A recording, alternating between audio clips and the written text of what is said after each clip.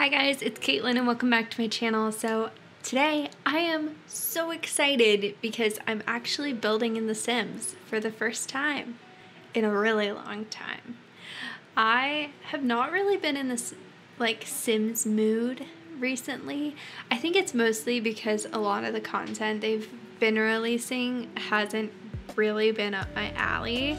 Like Snowy Escape was really cool and I did get that expansion pack and I think it's a cool experience, but I don't know, it was fine. And then Eco Lifestyle was not it for me. I actually haven't even bought the pack yet. I mean, I don't even know if I will buy the pack, and it definitely has some cool gameplay elements, but it just, I don't know, it wasn't my thing. So, you know, didn't get it.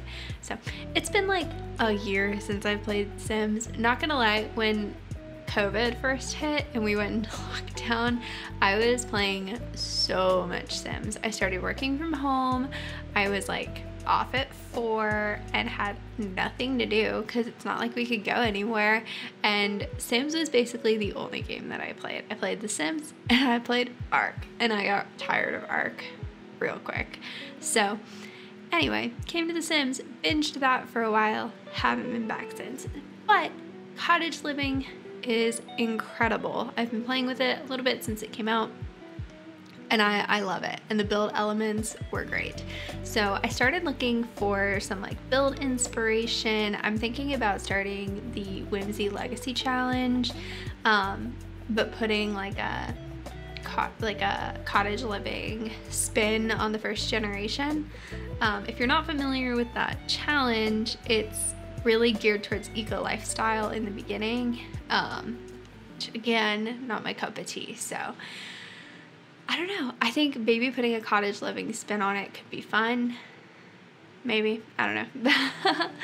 Anyway, so I wanted to build something that I might be able to like use if I wanted to play that, and I just wanted to like get used to the new build items because they're so good. They're just so good. I'm not a wallpaper person in The Sims, and I love the new wallpapers. Like, it's so good. Love it. Anyway, though, so I was looking online for inspiration for like a smaller build, like maybe like a starter home, which I think this came in a little bit more expensive than a starter home. I think it's like 23,000 simoleons, but I put a lot of extra stuff into it that you could definitely take out to make this a starter home. And all I could find were these like really big cottages when I was looking for inspiration. And then I saw it's not even a house. Okay. Not even a house. I saw this little like fairy cottage. It's like a garden item. Like you could put it in your garden, I guess. It looked like it was like a patio light. Like not a patio, obviously. Like it is clearly meant to be like in your garden, but it just looked like a light. But it was so cute and it was so simple. And I just really liked the vibe. And it had the thatched roof, which I haven't used in cottage living. This was my first build using that. But it had that like thatched roof and it looked really cute. I will definitely put a picture of it up here. But you can see it was just really lush, and it was like, I don't know, I thought it would be perfect for the Whimsy Legacy Challenge, the first generation. The point of it is that you have like this garden that's like, I don't know, it's just like a really big garden, and that's how your Sims, like, they're plant people, and that's how they make their money. They start homeless, and so I think it fits in really well with cottage living. Like, you can be a farmer. You can be a farmer. Right? Like, that's plants. That counts. I don't know. So I thought this, like, lush, you'll see when I get to the landscaping, this, like, lush kind of atmosphere. I feel like it fit the concept of the challenge, and I was pretty excited about it. I added a little fox mirror. My husband loves foxes. Like, Cottage Living, the trailer came out, and he was like, you're buying that pack. He doesn't even play The Sims, and he was like, you're buying that pack just so I can sit over your shoulder and see the little foxes. And I was like, okay. I think he wanted me to be able to like get them as a pet. So he was a little bit disappointed about that, but he still thinks the foxes are really cute. He's come in and watched me play a little bit, and he's always like, I love them, they're adorable. And they are.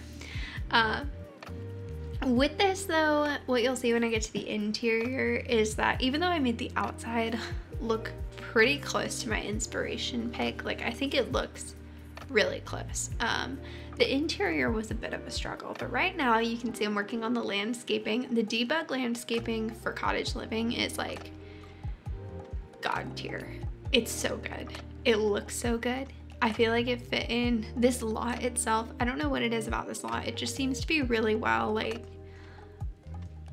positioned with the forest behind it. I feel like sometimes the lots kind of seem like they're out in the middle of nowhere, but I thought this lot was positioned really well to where if I added that vegetation on the side, it would fit in like with the house and it would look like it's kind of wrapping around the house. I did a little bit more with landscaping in a few minutes. I used the new pond tool on this lot.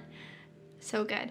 Another thing that you'll see, I was trying to figure out how to do the little stepping stones to the front porch, and none of the terrain tools or floor tiles seemed to really fit for that, but I had scrolled past, which I'll take them out in a second. I had scrolled past these like debug stepping stones when I was looking for like landscaping and everything, so I ended up using those for the pathway and it turned out so cute.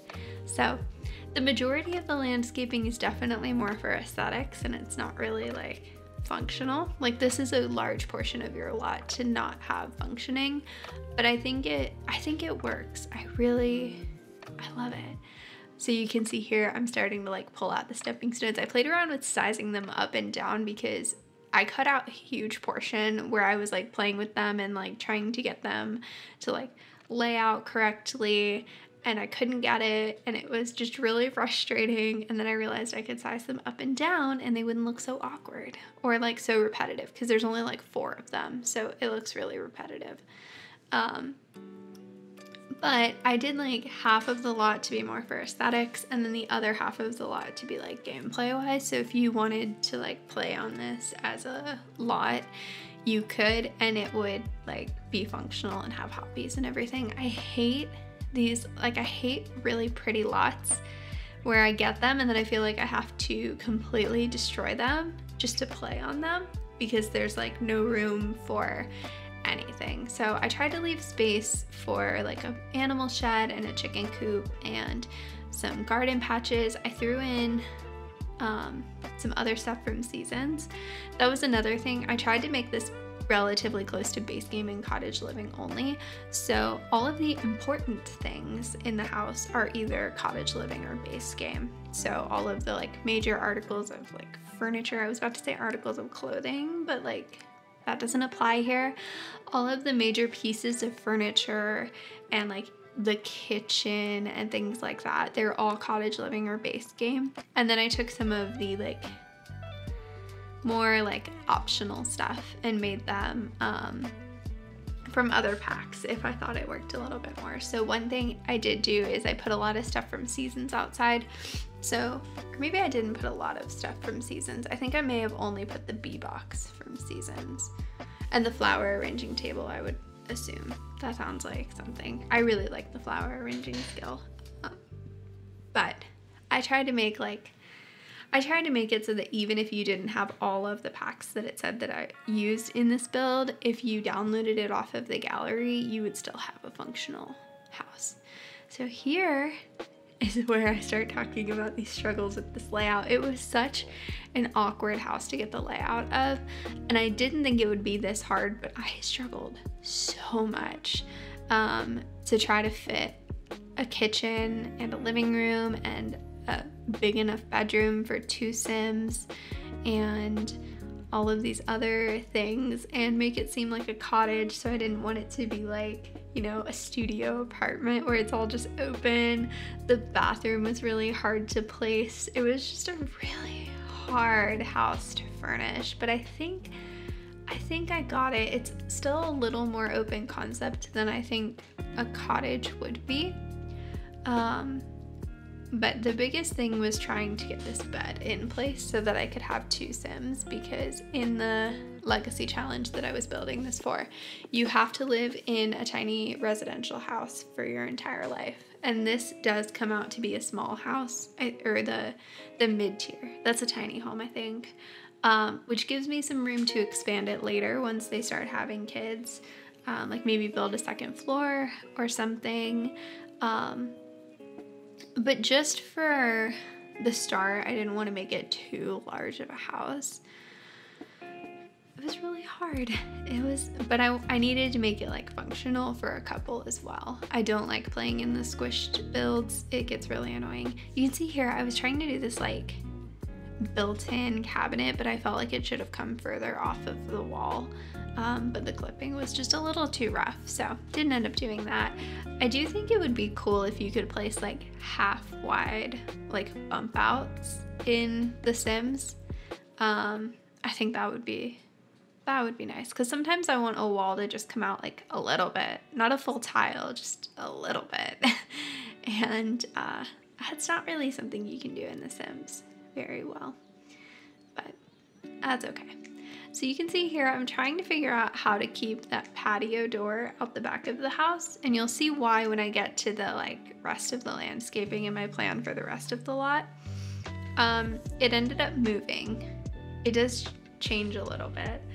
So also pink bathroom. I don't know why I went pink with this bathroom. I was looking at the swatches for the new bathroom stuff, and I just saw the pink and I was like, yeah, let's roll with it. And I end up using one of the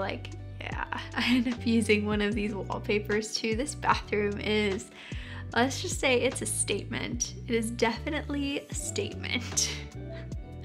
It's fine. The rest of the house is like pretty mellow in tone. Like I wanted it to feel really woodsy because they are in the woods. So maybe like the husband and wife like kind of melded their styles together, but then she got to design the bathroom. I also feel like, at least in my own experience, bathrooms are normally like a place where people put like some crazy stuff. Like I remember my great-grandmother's house, she had like a relatively normal house, right? Like it was like normal colors. And then her bathroom had just like paint splattered. Like it was designed, but it was just like this like textured, painted, really colorful wall. It was like blue and pink, and it was just pretty. I'm pretty sure the bathtub was a different color. I don't think it had like a white bathtub, but it was just like, it was like the craziest color palette if you looked at the rest of the house, and like it's insane. Absolutely, like it was crazy. But I think that's kind of, that kind of inspired the very eclectic bathroom. So here's the kitchen. You can see I ended up taking the door out so that I could get a little bit more space in for the kitchen. I didn't think it was really that realistic to have a door kind of squished up against the side of the house just so that you could get in the kitchen, and if Sims were trying to like cook, they would get in each other's way, and it didn't seem like a lot. I did add that extra counter. One thing I realized after building this, like when I was going back and editing, was that this house doesn't have a dining room. So if that's important to your Sims, then maybe take out the extra counter and put like a table in. I did put some dining outside, which you'll see later, but with how much it rains in Henford-on-Bagley, or at least how much it's rained for me in Henford-on-Bagley, I don't know how reasonable it is to eat outside. I think, maybe if we expand the house a little bit. I also think from my experiences living in a small apartment, my husband and I lived in like a small 700 square foot apartment for our first place, and it was not laid out very well either. Like there was just a ton of empty, like unusable space that we just like couldn't use for anything. And we could have taken up like 3/4 of our kitchen with a dining room table, but I was like, I don't want to not be able to walk into our kitchen just so we can have a dining room table. So we lived an entire year. Well, really, we lived an entire 2 years, because when we moved into our other apartment, we didn't bother buying a table because we had just gotten used to it at that point.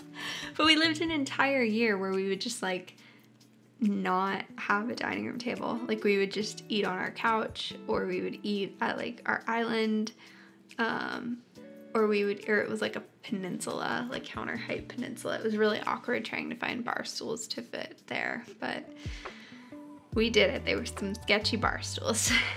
But like doing that, or we would like eat outside or like on the patio area or whatever, but did not have any crazy good space for a dining room table. So this house is kind of the same. Like you could squish one in somewhere if you wanted to, but realistically, I don't know that you would need to. It also doesn't have a desk or a computer, but I think that's okay. I think if you're trying to live that like simple farmer life, maybe the desk and computer is not the top of the priority list until like your kids get a little bit older. Like maybe when we make the addition to the house, it would make more sense to add those things in. I know realistically in The Sims, like you probably need that, but you can get a laptop.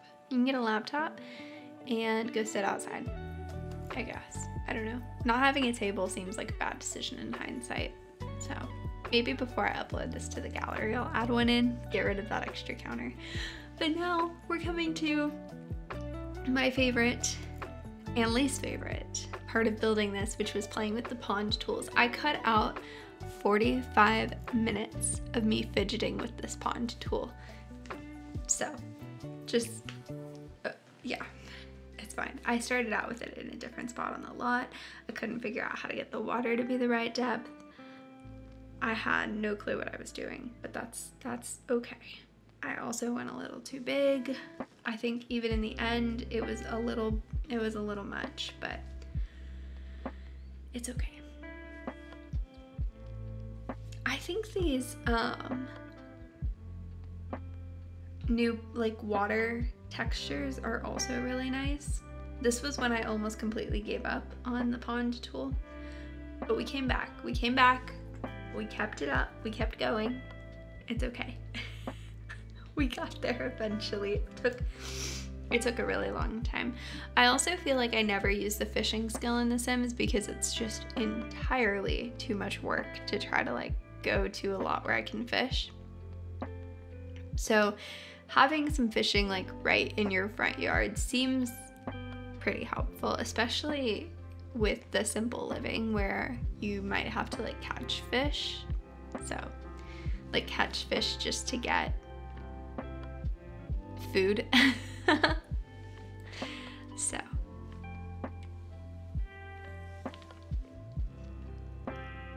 oh, and then the rocks, this is another thing. I spent a good amount of money on the rocks because I guess I just forgot that they weren't debug items, so that might be a good thing to like take out and replace with a debug if you're trying to make this into a starter home. I think if you start with 2 Sims though, you start with like 20,000 or something. I mean, what is cheating like 3,000 simoleons gonna do? What is that gonna do in the long run? I'm actually gonna...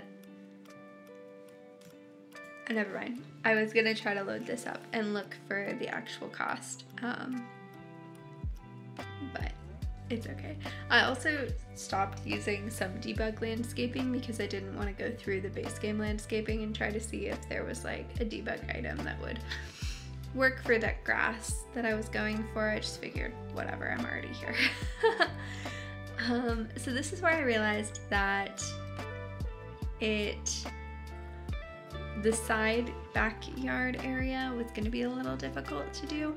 I wanted to try to get like everything in it. I wanted to get like the animal sheds and the chicken coops and the garden patches and like other stuff that you could do outside, and maybe just make it like a functioning farm, like a family farm. It's not like, you know, this mega farm where you can grow, you know, thousands upon thousands of simoleons worth of stuff, but just like a simple farm, like a simple farm. You've got your bunnies and your birds to help you with just your simple farm. And I think the solution is okay. I think it's important to keep in mind that your sim is not restricted to your lot. Like they can walk around your lot, and so even though on the grid it doesn't look like my side yard is very accessible. I think in game it'll be fine. It'll be fine. Here's the little like outdoor seating area. Cute. And here was where I just stopped for a second. And apparently I didn't cut this out of the video, so intermission. Okay. Okay. Break time. I did take a break at that point because I was like totally at a loss for what to do with the side yard. Like I knew what I wanted, but I didn't know how to make that a thing.